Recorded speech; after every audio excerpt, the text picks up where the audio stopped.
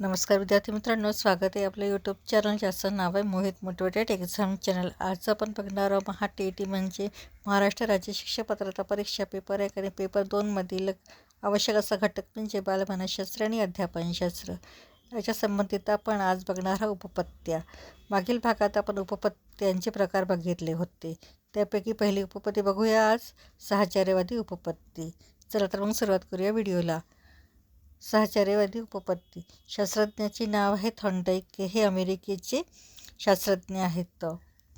त्यांची उपपत्ती ही प्रयत्नप्रधान उपपत्ती म्हणून ओळखली जाते। प्रयोगाचे साधन किंवा प्राणी त्यांनी जो प्रयोग केलेला आहे तो आहे मांजर, कुटपेटी आणि मासे, हे त्यांच्या प्रयोगाचे साधन होते। मानसशास्त्रातील त्यांचे कार्य बघूया। चुकत मुकत शिकणे आणि चुकांचे प्रमाण कमी करणे हे त्यांच्या शास्त्रामधील कार्य होते। शास्त्रातील नियम बघूयात। त्यांनी प्रामुख्याने 3 अध्ययनाचे 3 नियम मानले आहेत।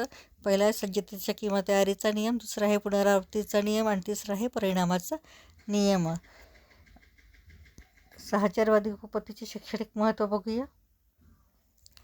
उद्दीपक आणि प्रतिसाद यांच्यात साहचर्य निर्माण होते, गरज जिज्ञासा वृत्ती निर्माण होते, परिस्थिती आणि प्रतिक्रिया यांचा संबंध सुखकारक असतो आणि चौथा हे 3 नियमांचा वापर करून मानसिक साहचर्यवादी उपपत्ती त्यांनी मांडलेली आहे। त्यानंतर दुसरं नाव आहे शास्त्रज्ञाचे दुसरा प्रकार आहे, शास्त्राचं नाव आहे पॅवलॉव। त्यांना नोबेल पुरस्कार विजेता 2003 रशियामध्ये देण्यात आला होता, रशियातील आहेत। उपपत्ती त्यांची ओळखली जाते अभिजात अभिसंधान उपपत्ती या नावाने। प्रयोगाचे साधन किंवा प्राणी होते कुत्रा, बेल, लाळ आणि अन्न।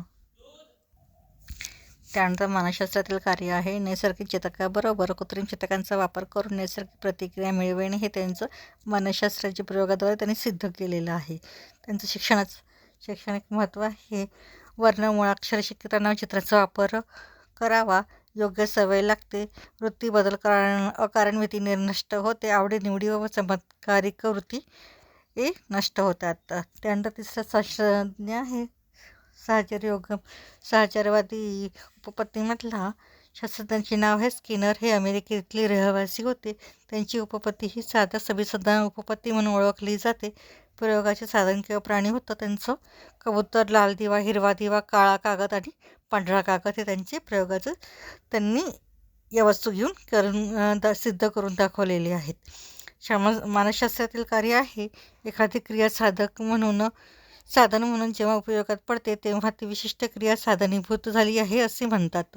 यामध्ये प्रत्याभरण व प्रत्याबलनावर भर देण्यात आला आहे। या उपपत्तीचं शैक्षणिक महत्त्व आहे सोप्याकडून कठीणाकडे सूत्र वापरले आहे। 2 घटकांमध्ये परस्पर संबंध या उपपत्तीमध्ये दर्शविता येतो। क्रमशील अध्यापन करणे सोपे जाते, एका ज्ञानाकडून दुसऱ्या ज्ञानाकडे जाण्याचं उपयोगी ही साहचर्यवादी उपपत्ती उपयोगी पडते।